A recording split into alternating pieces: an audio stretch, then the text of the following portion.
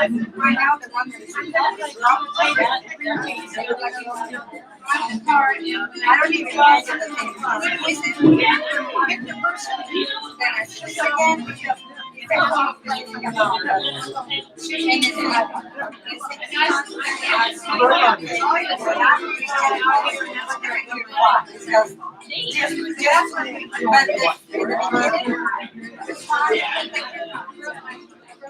to me, I like, and I don't take any of the drugs, especially one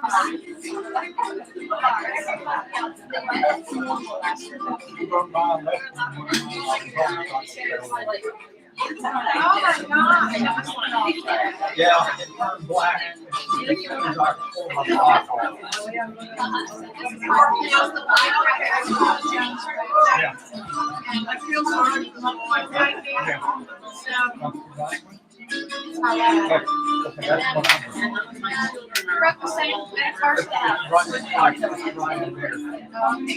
You broke it down. So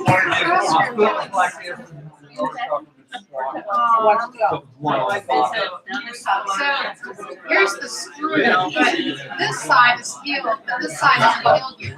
And the left side is maybe an exotic to try to first of all, this side is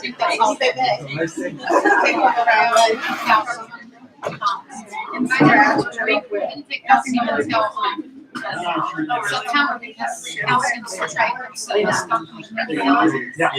But now I'm taking so I'm taking some sulfate. I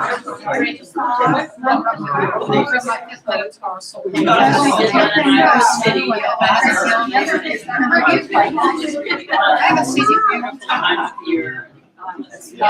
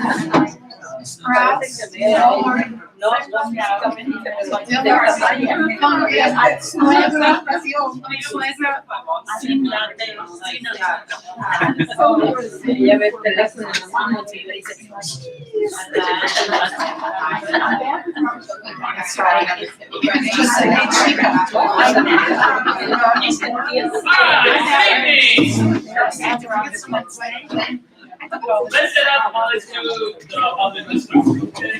By the way, I should tell you that I'm doing this with my students also. This is a page that opens up on my plan book. So the kids out of my area know, okay, we're saying the Father in West because I get to teach 2 Spanish classes. So they're learning English right along with you, and I have one of my students say, I went to a Spanish class, couldn't say anything, but I said Padre Nuestro. All right, en el nombre del Padre, del Hijo, del Espíritu Santo. Amén. Padre nuestro que estás en el cielo, santificado sea tu nombre. Venga a nosotros tu reino. Hágase tu voluntad, así en la tierra como en el cielo. Danos hoy nuestro pan de cada día. Perdona nuestras ofensas, como también nosotros perdonamos a los que nos ofenden. Y no nos dejes caer en la tentación, mas líbranos del mal. Amén. So, been kind of a cross thing going, so Luis not here, and hopefully something else that's not happening. So, it's also about me to come up with something.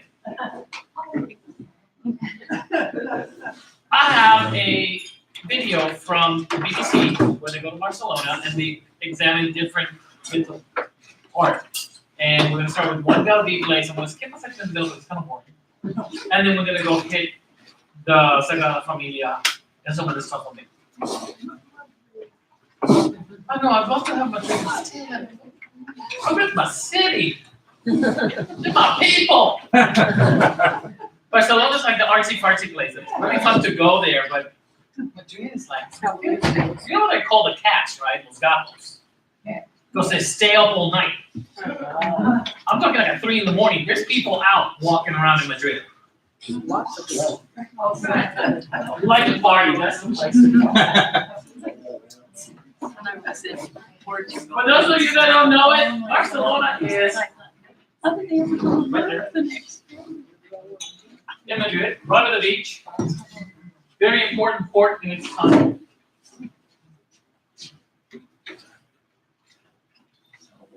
This will hopefully work out.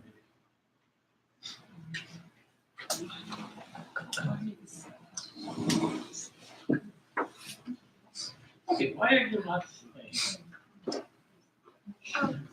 It's muted on the right bottom.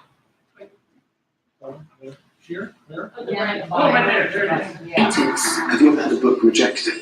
I don't care. Every great city offers a dazzling mix of world-class artistic treasures. They go to different places to Barcelona. that reveal its distinctive history and character.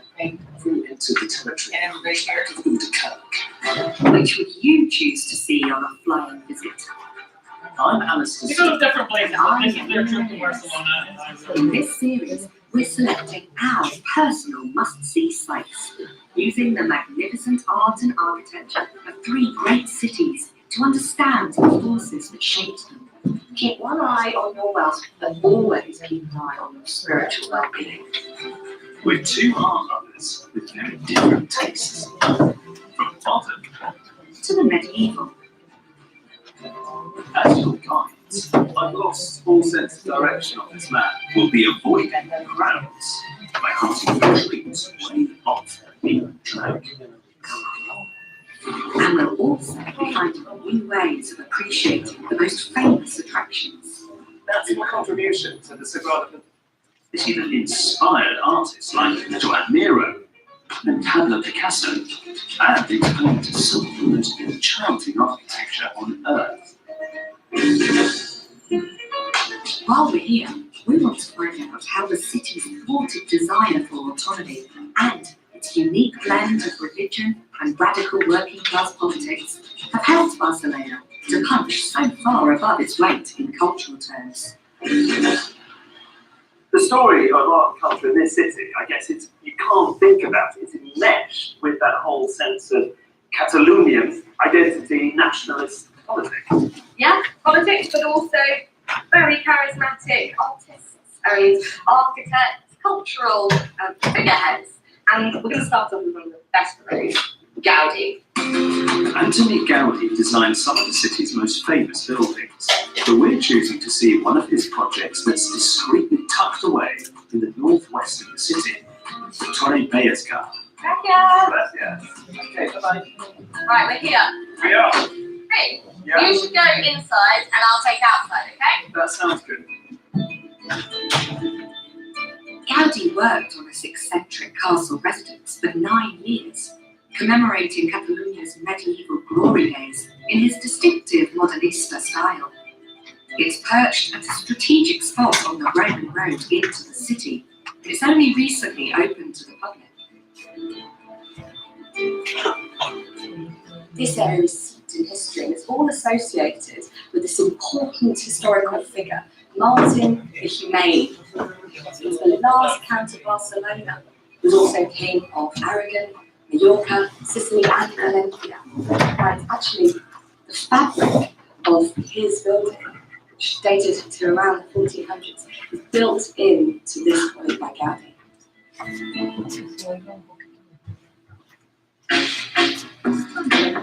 While Nina explores the history of the grounds, I'm meeting Ferran Garcés Blázquez, an expert on the house. Just back here, not up there. Is there really going to? So we go and have a look. Yes, of course. The house is waiting for you. It's full of surprises. The interior is much more what you'd expect from Gaudi. Stained glass, intricate wrought ironwork, and a multitude of different types of tiles, all transforming everyday features with delightful detail. I want to show you an example of a room, because you can appreciate the importance of the plaster. The plasterwork. Yeah, the plaster work. Here. Okay, right. Yeah, well, a very This good looks very Gaudi, but this is only because of the plaster. Without the plaster, the room will be just plain, straight and straight. Okay, so this isn't what we might expect of Gaudi. It's very vertical. There's lots of straight lines. In fact, it's a little bit like a fairy tale medieval castle. Although it looks like an elongated version of a Gothic castle, a closer inspection reveals how Gaudi broke up the linear effect by using countless fragments of broken slate to add variation in colour and texture. There are a lot of touches here to soften these hard, straight lines. He's used these undulating mosaics, for example, but the mosaics are also an opportunity for him to explore the symbolism of this location. Here, you can see a sun setting on the reign of Martin the Humane. The Torre Bellas drips with symbolism relating to Catalan history. Unfortunately, the labour-intensive detailing nearly bankrupted Gaudi's clients. So there is no plaster in here at all. Why is it not being plastered? Because the family ran out of money. Could have finished. The current owners have left this room as it is to display Gaudi's work in progress. So you can see all of this stuff which has got this sort of ziggurat, right-angled feel would have been smoothed off and curved around. That's right. And also this will be curved with plaster and all the details. And here, the marks made with the pencil by Gaudi himself. He's actually annotated the bricks, Yes. and why has he done that? What's he marked? It's a sign. It's marking. I want all the bricks go this direction. From here, I see, so this from is here. as in for the arch, that's the Yes, start. the arch, the arch. Look, these two windows are not two windows. They're not, you're now talking riddles. They are windows, but they're also not windows. And there is only one way to know. We are going outside and meet who is waiting for us on the other side.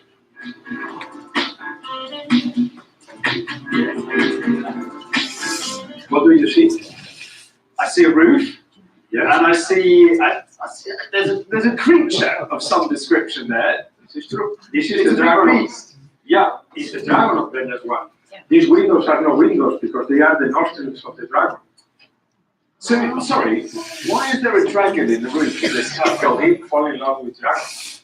The dragon and St. George is one of the most popular legends in Catalonia.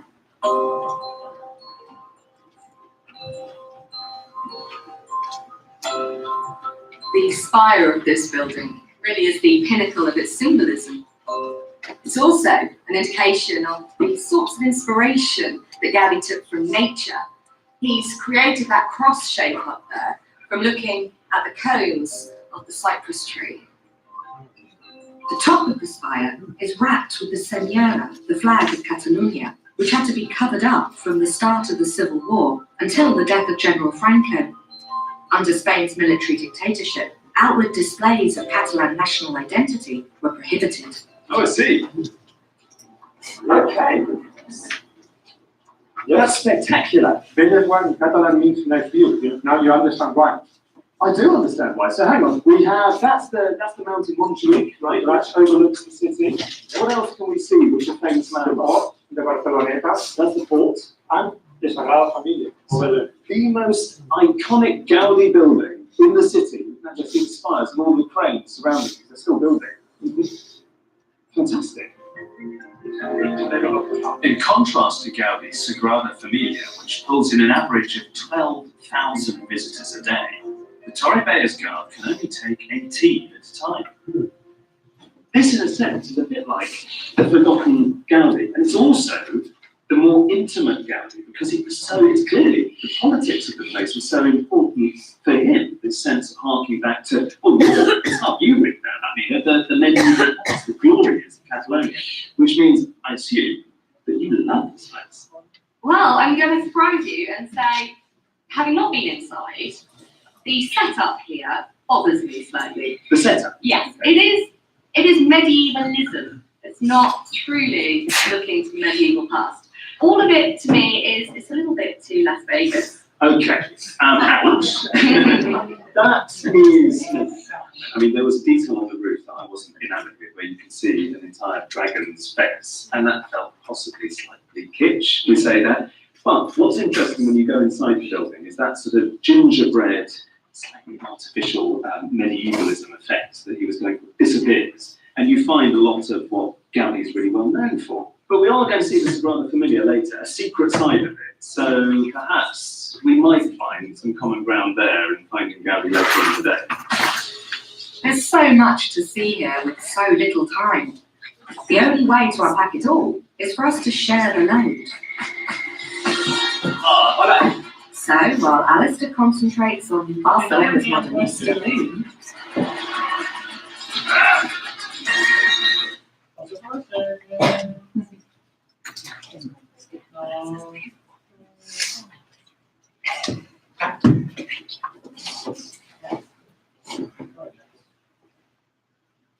I've seen this like all day. It's have to show it to the kids. This is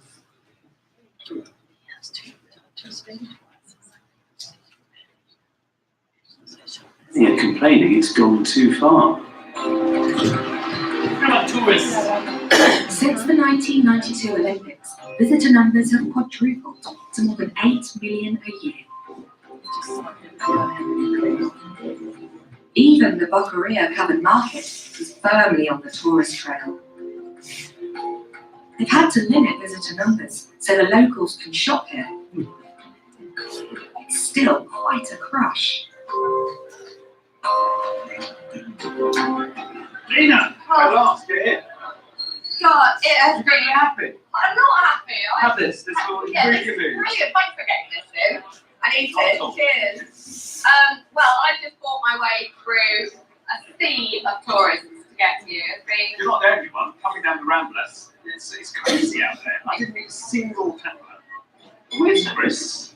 there are tourists who are coming for the culture, for the art, for the architecture, for the history of Barcelona.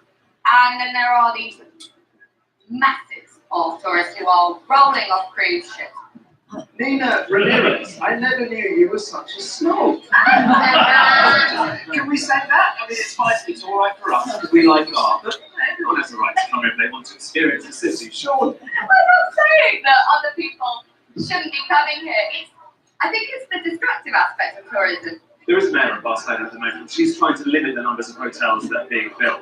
There's clearly a balance between preserving a sense of what Barcelona is, its spirit, the identity of the city, whilst also encouraging a big economy. I mean, there is a Spainsy recession. You can't just totally limit tourism. Nevertheless, I think there are some touristy things that it's permissible to enjoy, and one of them is drinking cava in the Boqueria market. So I think we should stop it at lunch. Enjoy this bit, then we go back to the art and the culture.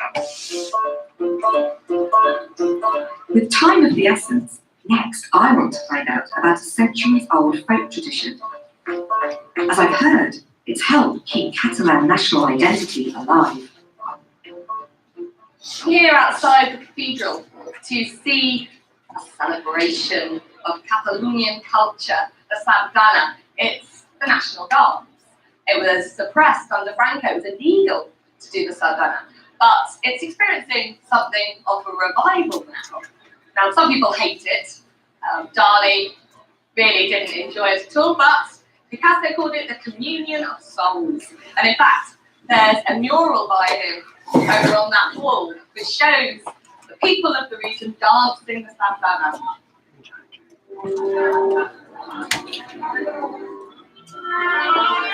The Catalan dance will be accompanied by a small group of musicians called a cobbler.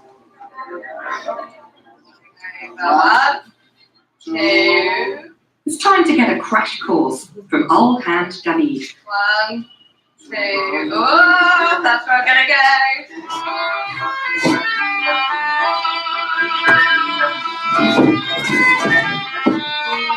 It's important to understand the sense of pride Catalan people feel when dancing the sardana.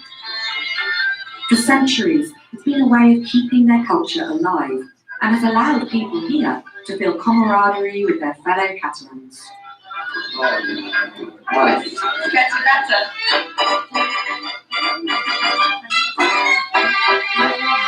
They are loving that just now.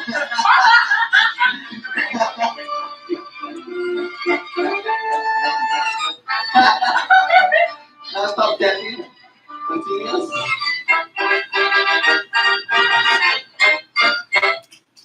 Okay?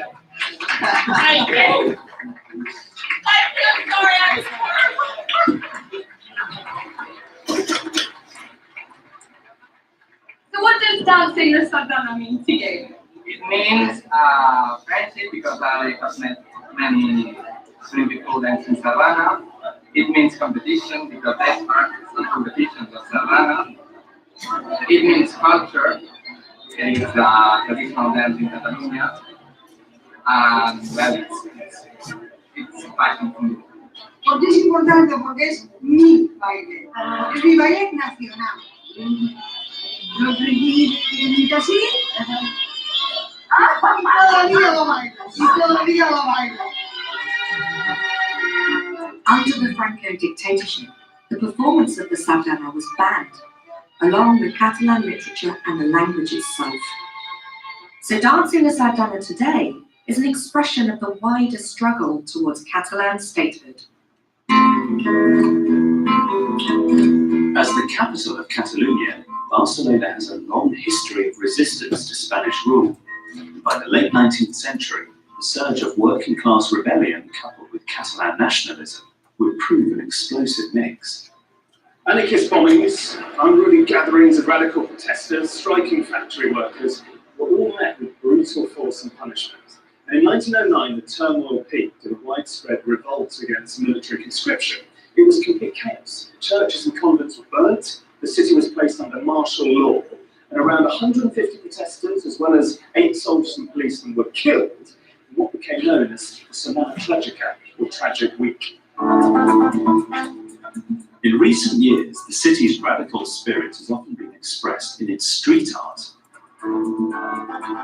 Political messages punch through in murals like this one, condemning the death of a young man while in police custody.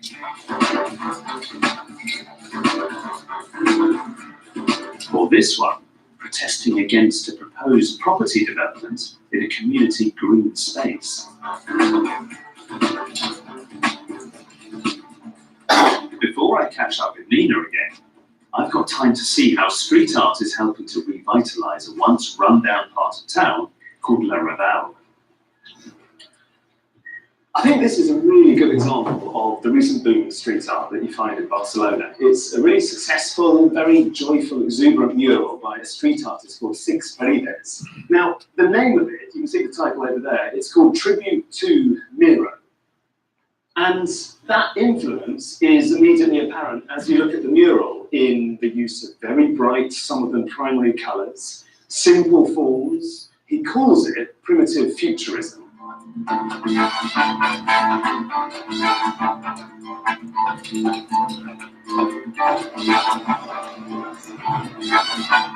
Six decided that he wanted to go beyond traditional graffiti and blend multicoloured abstract imagery, ancient creatures and geometric shapes with his love of Barcelona. He's currently painting a new mural on the walls of a derelict warehouse, which will become a pop-up gallery space way off the tourist trail in the San Andreu neighbourhood. Six. Hi. Oh, see, this is unemerged from the mural itself. Wow. Hey. Hi. Good to meet you. I can see you're in the middle of finishing this off, so I'll let you get on with it. Can you tell me a little bit about what we're looking at? Bueno, la idea, el concepto es transportar la naturaleza a la ciudad, ¿no? I've just been to see your tribute to Miro, the mural that you created.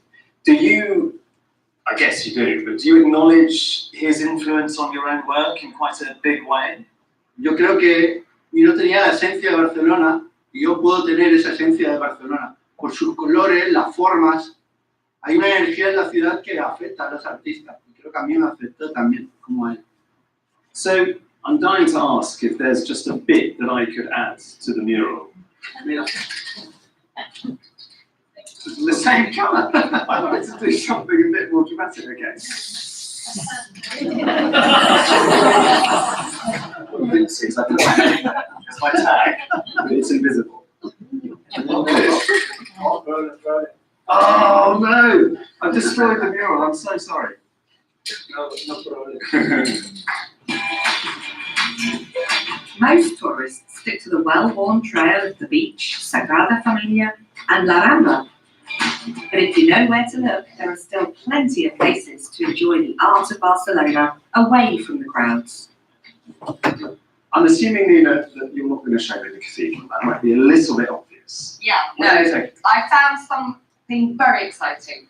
Just a little search online has revealed a secret treasure because although we are in love with the Gothic Quarter, we're going to a place that virtually no tourists go to, right in the heart of Barcelona. The Frederic Mares Museum is housed in a medieval palace that used to form part of the royal courts of Barcelona. It was also once the seat of the Spanish Inquisition. Mares spent his life and fortune obsessively trying to preserve the texture of life in the city at a time of rapid change and expansion. He also acquired a huge collection of medieval art, sculpture and artifacts. These two halves of the museum are like time capsules that take you into the Modernista and the medieval. There is just the most incredible collection around us. This is one of the highlights. So when does this date? So this is 12th century, and it's by a sculptor who's known as the Master of Cabestany. It's so beautiful, the dynamism here in the sea, very deeply incised waves. But can you see the fish there? Yes. There's a little fish poking out over the top. It's got a lot of movement. And the fish here, you can see there's its tail. So that's quite a clever device. The beauty and the artistry of it makes it an incredible piece of medieval sculpture. I'm so glad that Mares has saved this. I want Alistair to get as inspired as I am by medieval art, so I'm hoping 18 rooms of ecclesiastical sculpture and relics will give him an insight into the beliefs that shaped the city's first golden age. And I'm going to step inside the material world of Barcelona's second golden age, in the late 19th and early 20th century, in the other half of the museum. With a prescient sense of nostalgia for a way of life that was vanishing fast with industrialization, Mares collected thousands of everyday items. Keys were very important. The person who held the key really held control of the household. You'd have keys for safes, so the money, the wealth of a household would be kept safe with a key. Sort of sign of real power and something that we've lost touch with.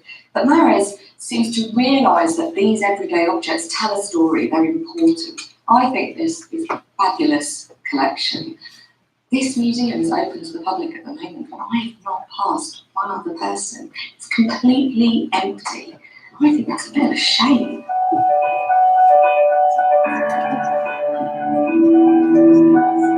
There are 13th century Romanesque doorways, medieval capitals and cloisters, Gothic tabernacles, a very moving child's coffin, and a multitude of statues of bishops and the Holy Family. It is fascinating looking at these because they all date from the 14th century and they're remarkably consistent. Even though different sculptors have made and carved all of these Marys with the Christ child, they all have a particular look which points to the centrality of the church in medieval Spanish culture. And you can see many of these are embellished and decorated with quite beautiful examples of painting on top of the wooden carving. And it's quite sobering to reflect that in England, at the same time, when it was a Catholic country, the place would have been awash with imagery just like this, all of which got destroyed, or 90% of which, during the Reformation. Mahrez made a point of including feminine objects in his collection. Just in this one cabinet, you can see a collection of fans. You've got some that are mother of pearl with gold thread, and then some that are very humble paper fans. Fans are important, of course, because they were objects of display. As a woman fanned their face, whatever was depicted on the fan was sending out a message. Sometimes they were used to send out political messages. If you were at a diplomatic dinner, you could show allegiance to a particular party through what you showed on your fan.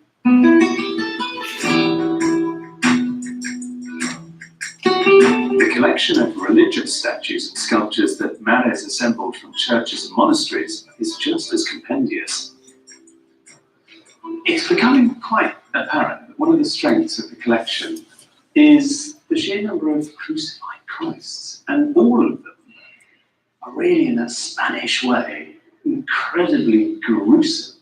You know, if you think of later artists, someone like Dali, he painted an incredibly weird, floating, famous crucified Christ, but generally in his art, that sense of pain and violence, grisly gruesomeness, the hinterland for that, if you like, this broader inspiration is exactly the kind of stuff that you find here.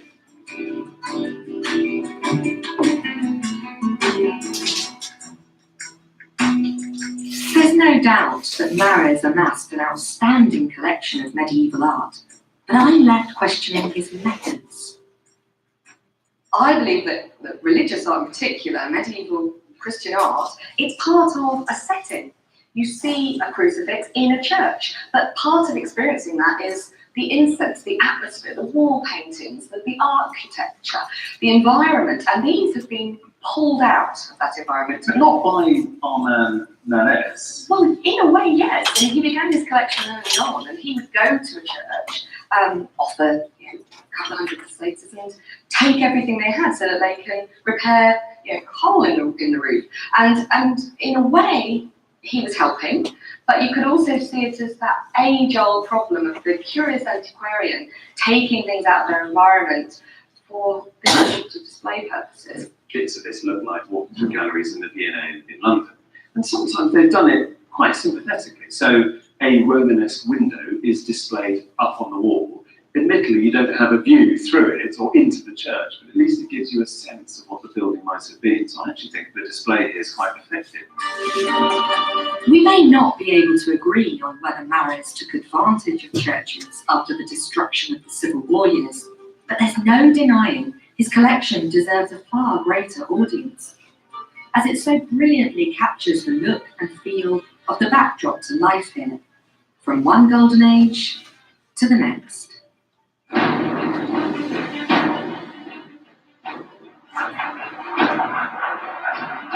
As Barcelona's second boom drew to a close and its fortunes began to wane, the city became a hotbed of radicalism once again.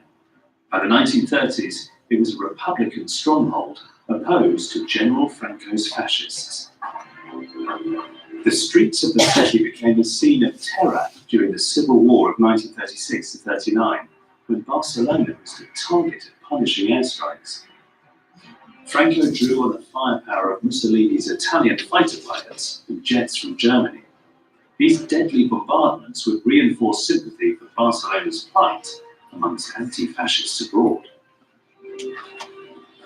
The Spanish Civil War became a really fashionable cause for young people on the left. Lots of idealists were drawn to Spain to fight on the side of the Republicans, and one of them was the English writer George Orwell, who wrote about his experiences in Spain in this brilliant account, Homage to Catalonia. He was walking down the Ramblats here, and he heard several rifle shots behind him around 3 or 4 in the afternoon. Orwell worked out eventually that this building over here, which was the headquarters of the Marxist militia that he was fighting for, was under threat. And Orwell, who was essentially a grunt fighting for this militia, was ordered to take up a position at the top of this building over here to try and defend the headquarters. I've arranged to meet Aurelia Quinto, the daughter of Orwell's lieutenant, who's committed to keeping the memory of the war alive.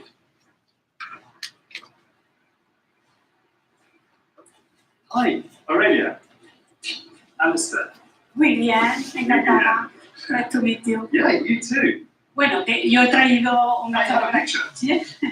una fotografía famosa de Centellas y aquí está Orwell. I can see him. He's towering over the people at the back there. Aquí mi padre, Okay. que Orwell lo describe como muy elegante y que parecía todavía un militar, porque verdaderamente todos van sin uniforme, menos él. What did your father make of Orwell?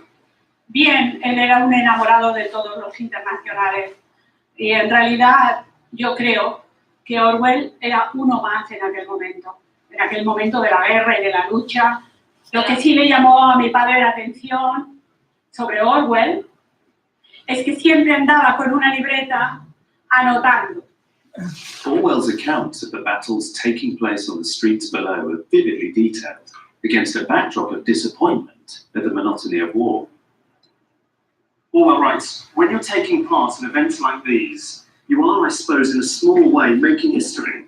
And you ought by rights to feel like a historical character, but you never do, because at such times, the physical details always outweigh everything else. What I was chiefly thinking about was not the rights and wrongs of this miserable internecine scrap, but simply the discomfort and boredom of sitting day and night on that intolerable roof, and the hunger which was growing worse and worse, for none of us had had a proper meal since Monday.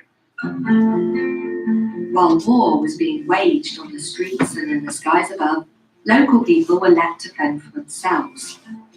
Neighbourhood committees were formed to raise money and construct their own air raid shelters, one of which can be visited by prior appointment in the Plaza Diamant. Wow, this isn't what I was expecting. Gosh, Yes. it's very, very deep, isn't it? How many meters down does it go? This goes 12 meters down. So there are lots of shelters in Barcelona? They were lodged in the 30s. They built 1,400 shelters. But today you can just visit 2 of them. So how many people would have come down into this? The entire square here. Yeah, almost 300 persons. It's a narrow space for all those people. You must understand that down here, there were people from different political minority, because Vox doesn't distinguish. So to maintain peace down here was extremely important.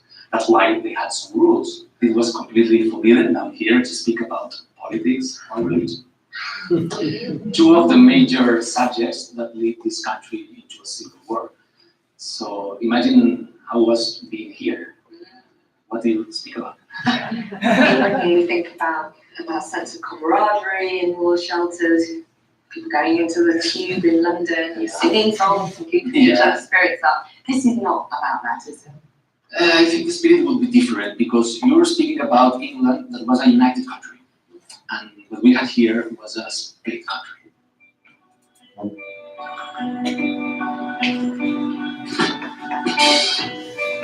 With our tour nearly over, it's time to visit Barcelona's best-known landmark, Gaudi's Sagrada Familia. Work here was interrupted by the Civil War, but it still continues today. Drawing more than 4 million visitors a year is hardly off the beaten track, but we're going to get a precious look behind the scenes.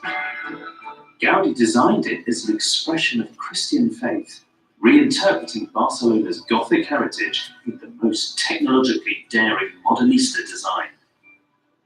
It is amazing always when you come up this the metro and see that, because that's the only bit that Gaudi actually finished in his lifetime. It's quite extraordinary, and there's so much texture there, there's so many references to nature, and it's stuffed with religious figures and symbolism. They hated rigid forms, didn't they? You get that impression immediately when you see it. Work began on the Sagrada Familia in 1882, but progress was slow as it depended on donations. After 1910, Gaudi became more and more pious and abandoned almost all other projects, often secluding himself in the church's workshop. By the time of his death in 1926, only one of the 18 towers had been completed. Oh my goodness. What an assault on the senses. I don't know where to look. I've never seen anything like this. I'd say this space is having quite a profound effect on me. It's crowded, it's busy, but on top of that, this is a sensory overload. There's so much to look at, so much light. The colours are changing, minute by minute.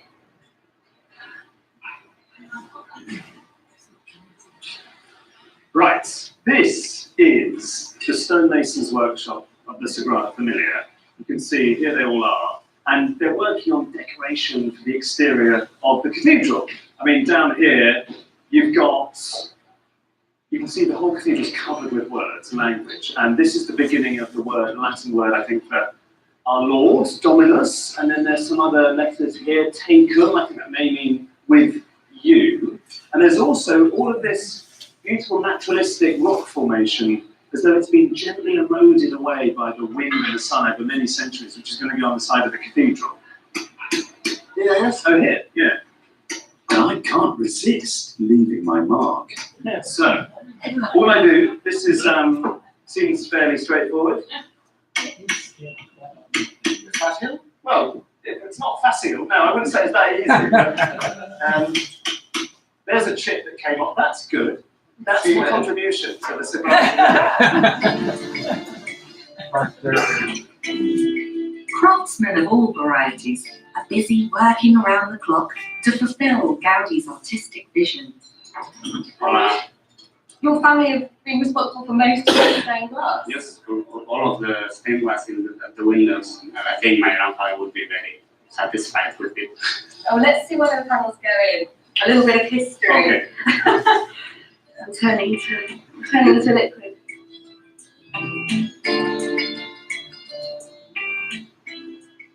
This is really quite extraordinary. This is a proper workshop where they're working on all of the plans for the extension of the Sagrada Familia, and I don't know quite what I was expecting to see, but it wasn't all of these intricate cut-out models. They're on every single side. Some of them you can see the famous spires, but it looks like they're working on tiny details or larger towers. There are staircases, and the first impression is just you realise the great scope of this hugely epic, ambitious project that still isn't finished. During the Spanish Civil War, the Republicans, who viewed the religious establishment and the pious Gaudi as enemies, broke in and destroyed Gaudi's plans and models for the building. So today, architects are turning to the latest 3D printing technology to help get the job finished. We have this 3D printer that help us to define easy and faster this kind of models. Can I touch it? Yes, of course. So how many of these things are you producing then, a week, say? It looks like a lot. Yeah, a lot of them. These machines can make this with more accurate elements, and it's easy and faster for us to do it now. So you design it on a computer, and then it's basically kind of cooked in this machine, and then... Yeah, exactly. Once the 3D models of each new section are printed, the resident architects and engineers have debates over how true they are to Gaudi's vision. It's not exactly conducive to speedy progress. I know that the aim is to finish the cathedral by 2026, 100 years after Gaudi's death. Yeah. Not that much of it has been built. We are working very hard. Gaudi rarely left his beloved Catalonia and made a point of only ever speaking Catalan, even famously when once interrogated by a Spanish policeman. If and when the Sagrada Familia is finished, it will be a fitting tribute to Gaudi and the Catalan capital. Oh my goodness. This is rather special, isn't it? Genuinely. Instructions, like, listen to my mouth! They've gone like Gaudi, haven't they? Originally they were very regular, and then suddenly... It's all gone very florid, isn't it? I can't believe we're up here. Please. We're holding up the construction. It's a proper construction site. I don't might be another 10 years if we keep standing here in the way. Shall we call the lift? Why rickety? Like most Greek cathedrals, this church has taken many decades to construct. Today, there are more than 200 craftsmen and contractors endeavouring to get it finished on time at a cost of over £20 million a year. Look at me! And there's still a long way to go. This is an incredible view. This is pretty good. This is I think amazing. we found the most spectacular view of the city. I came today quite slightly sceptical actually, because I sort of thought to myself that the way that they've gone about creating it feels almost like a slight folly. You have this great genius, and because all of his models were destroyed, we really don't know how he wanted the cathedral to look in many aspects. But seeing the way they're going about it, it's incredibly complex, and they're really devoted to this project, and they believe in actually the fundamental aspect of the cathedral, which is it's a religious place of worship. And that seems to be what's motivating creating this extraordinary building. They're writing their own history in stone.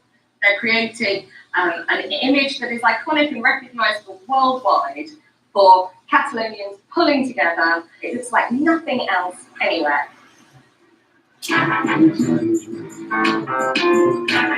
Whilst Catalonia may not be independent, it's helped to keep its identity alive through a vibrant cultural scene. Throughout the summer, there are Saturday fiestas, block parties and parades. And up in the hills, the famous Grec Theatre Festival, which continues the city's tradition of taking inspiration from around the world, but always giving it a uniquely local flavour, which makes this the perfect place to finish our tour. Bona nit, benvinguts a una nova edició de la Festa Major del nostre carrer! Tonight's concert features show tunes, Catalan style.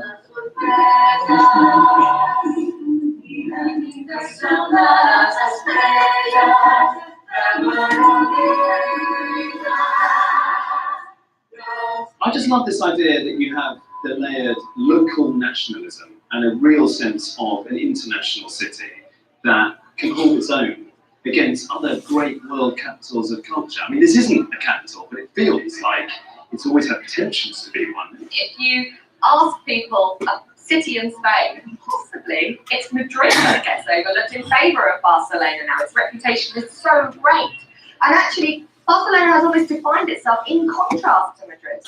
Yeah, as Madrid is monarchical and traditional, Barcelona is international. It looks over borders. And there's this tremendous pride in that Catalan identity. And elsewhere in the world, that would be something really quite distasteful almost, disagreeable. But somehow here, they want to sell it to the world as something really attractive. It's something that you want a part of. I think when you hear about groups, regions being suppressed, pushed out, the idea that it can bubble away and be kept alive through song, through theatre, through dance, that has come shooting to the surface.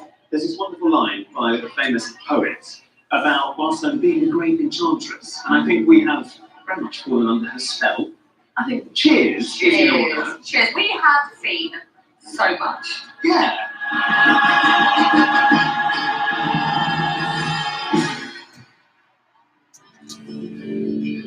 Bingo.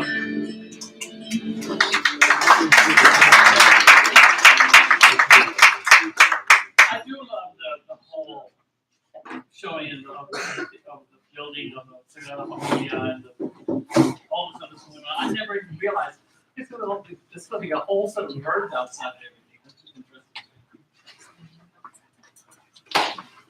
There's plenty of food. Get yourself some food when you're in class. You can still some tamales back there if you want any. Other than that, you have a wonderful time. Be kind to each other. And don't disagree with them. Madrid. We know. So does Luis.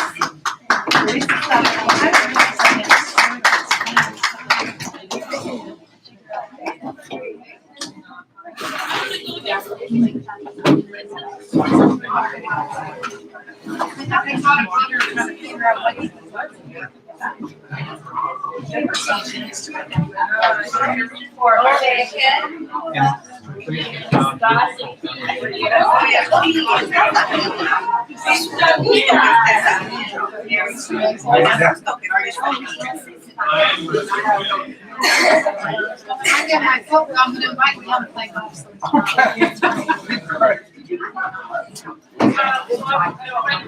Let's see what some real sympathy is like.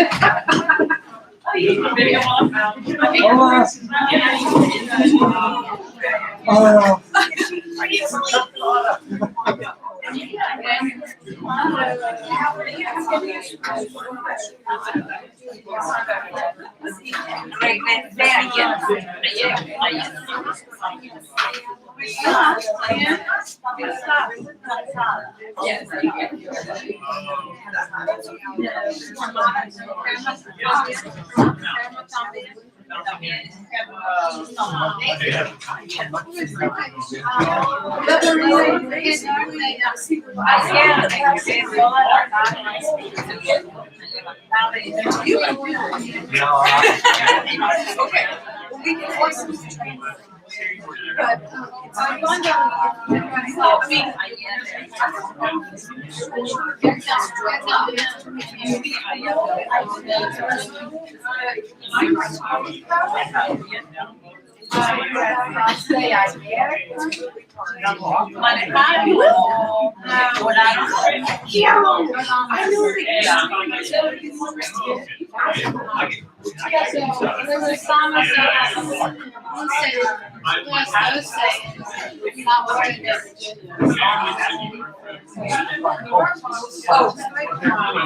I know, so it does have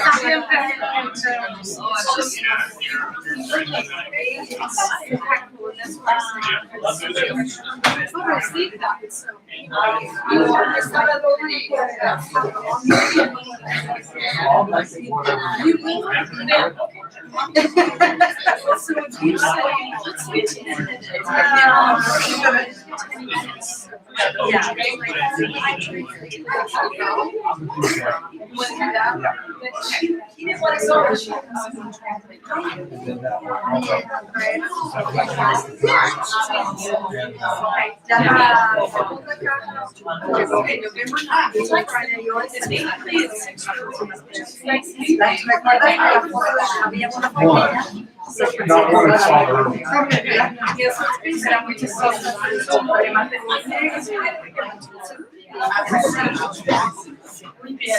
Thank you, pero una situación de ayuda. She wasn't sure. Ellos están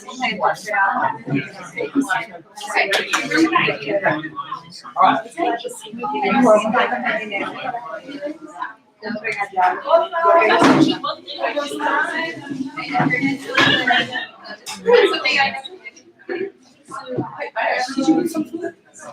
Hola, mis amigos. Muy bien, no mucho, no. I was kind of but I woke up at 4 and couldn't go back to sleep because I don't know. I think I was kind of off in this you set a trend, but I think it was really Manuel for me that trend in school. So Manuel says, it was just allergies, I don't know what you're talking about. It was just like yeah, he's never gonna say I was like it's allergies almost died off. No estoy preocupado. Manuelito. Oh. He me dice que He says he never gets sick. Oh. He says he's allergic to Oklahoma and he wants to wait for it. What type of sick was it? That was never sick. Right, exactly. You're not now. What are you talking about? I know. So, I told him you open up another time if you don't open the house. Okay, I also have, Wonderful, that is for the week, we're grateful. we will be happy to put it all together for you. Oh, and I brought you all, you have some cookies and then that Tupperware belongs to you all, it had venison stew in it one time, it's still written on it, it says gold, but they're cookies for you all. And you all should, you really want some. Wait, thank you, Ignacio. No problem, those are. Can I go here? Okay. Well, no, I was thinking you were coming maybe to pray. Oh, you don't have that. Okay, yeah. I was. No, I did. I'm thinking about coming before, but we were keep No. and then since we're still sort of stuck, we were sure we were still. We're getting a new kind.